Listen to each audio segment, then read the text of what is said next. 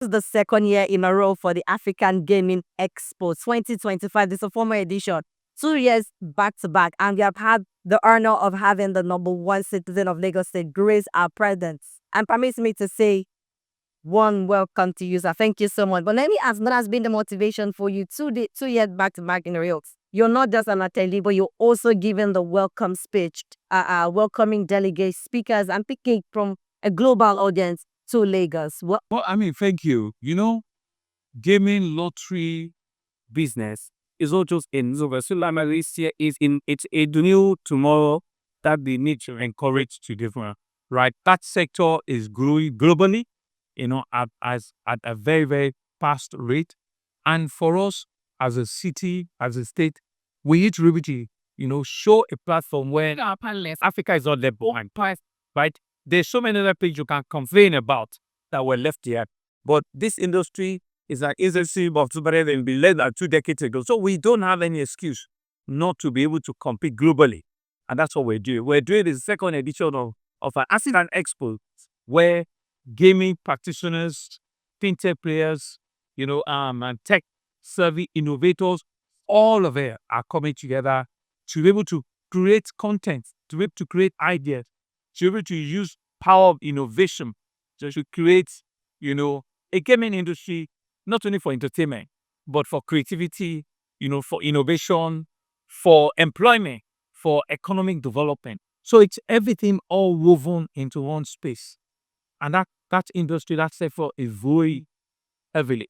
So for us as the government, we've seen it, one thing we're trying to do is to get the African conversation around it, right? And be, part of the global change in this sector. And we're happy that back to back is coming to Lagos. And you can see over almost 40 countries are here to come and do the exhibition, to come and co-create and as various stakeholders talk to themselves, get people out of the employment market, let African tech savvy boys, be able to think, use AI as a strong modelist. When you talk of the unicorns, all the tech unicorns, they're in Nigeria, most of them. So it's the same thing that we're seeing in gaming. All of them that are creating platforms, that are creating, gaming exchanges, they're all here. So we need to be able to encourage them and give them a space to try out to work. Yeah, amazing, sir. Thank you so much. But let me ask you this question. This year, it is transforming the African gaming market with fintech and Apija Intelligence. So let me ask you, with your extensive experience in technology and management, how has under your tutelage and guidance as the administration been able to leverage this ever-evolving tool that is artificial intelligence? Well, that's also why I'm here. That's one of the ways. One of the ways is to validate what they're doing. So last year I was there, this year I'm here. So it goes to show that they have the support right from their #1 citizen in the state. So that is important for us to show the leadership that we're committed and is an area that we believe will grow. That's one value. The second is because we know that there's a young population that this is driving, right? So we need to channel that energy positively.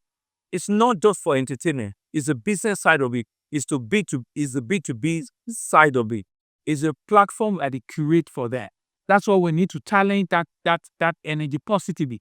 Thirdly, is to ensure that they're doing this thing in a responsible manner.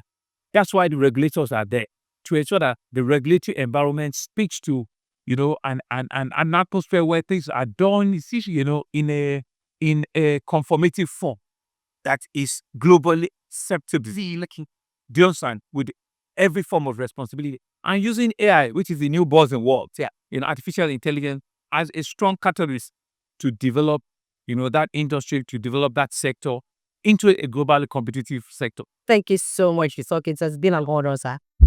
You have